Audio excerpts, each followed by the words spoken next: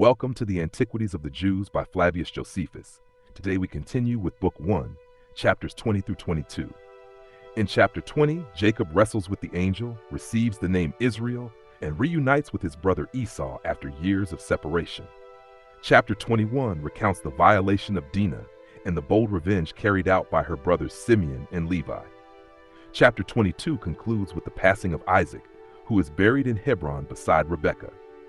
Follow the Chronicles of Josephus audiobook on Spotify and YouTube for more chapters in this historical series. Now let us begin Book 1, chapters 20-22, Book 1, chapter 20. Concerning the meeting of Jacob and Esau. 1. Now, as Jacob was proceeding on his journey to the land of Canaan, angels appeared to him and suggested to him good hope of his future condition. And that place he named the Camp of God. And being desirous of knowing what his brother's intentions were toward him, he sent messengers to give him an exact account of everything, as being afraid on account of the enmities between them. He charged those that were sent to say to Esau, Jacob had thought it wrong to live together with him while he was in anger against him, and so had gone out of the country, and that he now, thinking the length of time of his absence must have made up their differences, was returning. That he brought with him his wives and his children, with what possessions he had gotten, and delivered himself, with what was most dear to him, into his hands, and should think it his greatest happiness to partake together with his brother of what God had bestowed upon him. So these messengers told him this message. Upon which Esau was very glad, and met his brother with 400 men. And Jacob, when he heard that he was coming to meet him with such a number of men, was greatly afraid. However, he committed his hope of deliverance to God, and considered how, in his present circumstances, he might preserve himself and those that were with him, and overcome his enemies if they attacked him injuriously. He therefore distributed his company into parts. Some he sent before the rest, and the others he ordered to come close behind, that so, if the first were overpowered when his brother attacked them, they might have those that followed as a refuge to fly unto.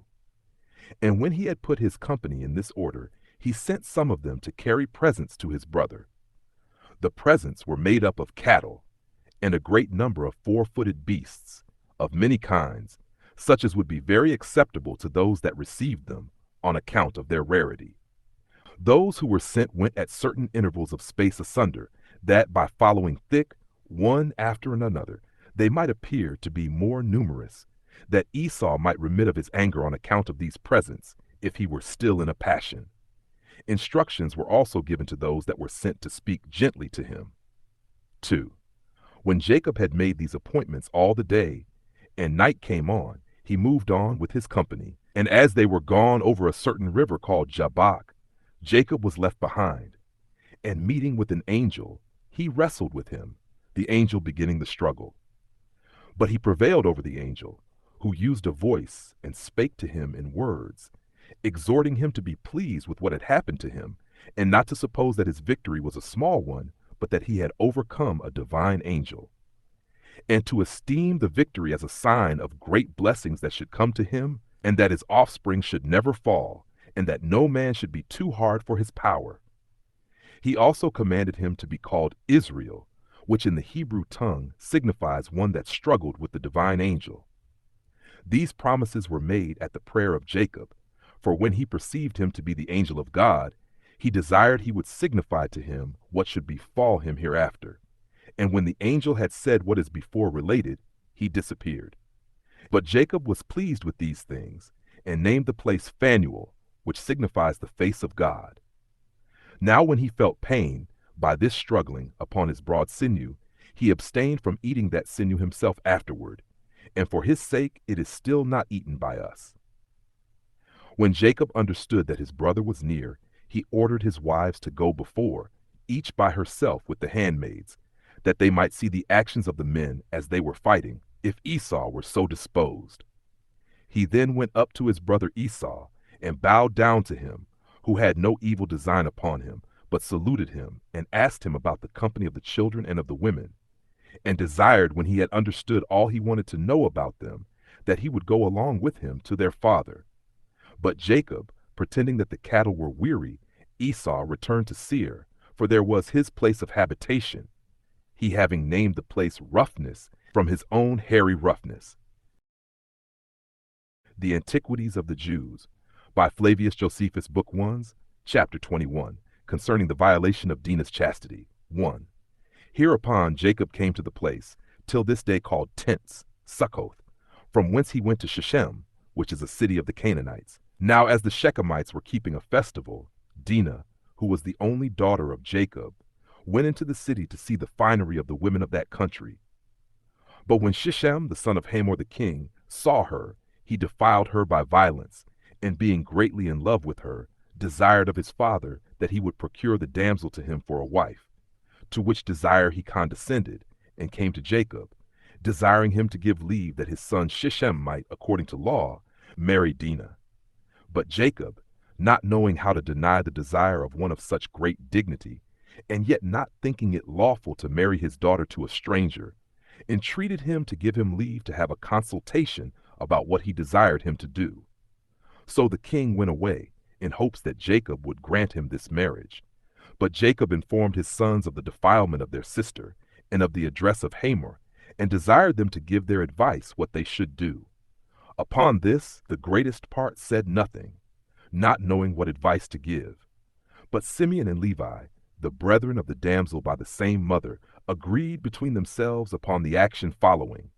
It being now the time of a festival, when the Shechemites were employed in ease and feasting, they fell upon the watch when they were asleep, and coming into the city, slew all the males, as also the king and his son with them, but spared the women.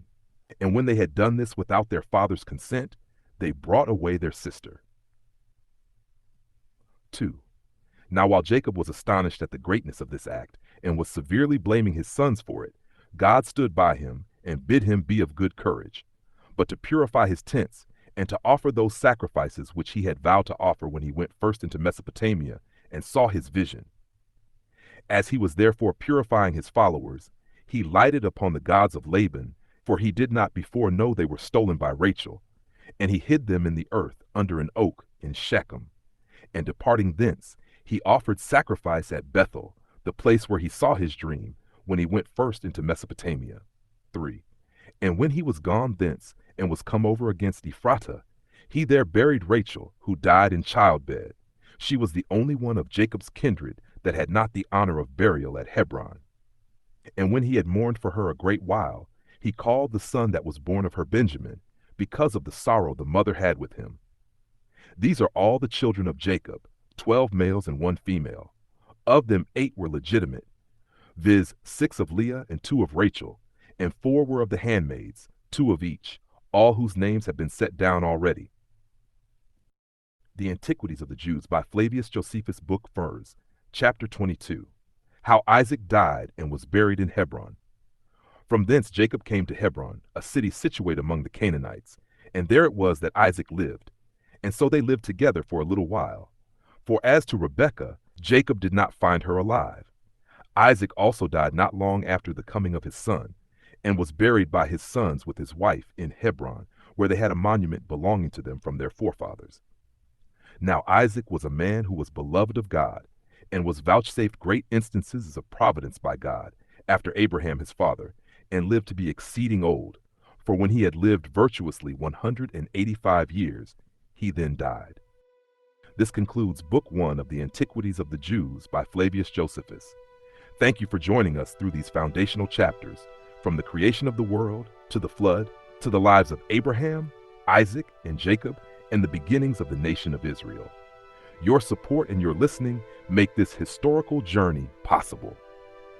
Be sure to follow the Chronicles of Josephus audiobook on Spotify and YouTube to continue with us into the next volume. Join us in the next series, Book 2, as we continue the story of God's people and the unfolding of ancient history. Thank you for listening, and listen up for the beginning of Book 2.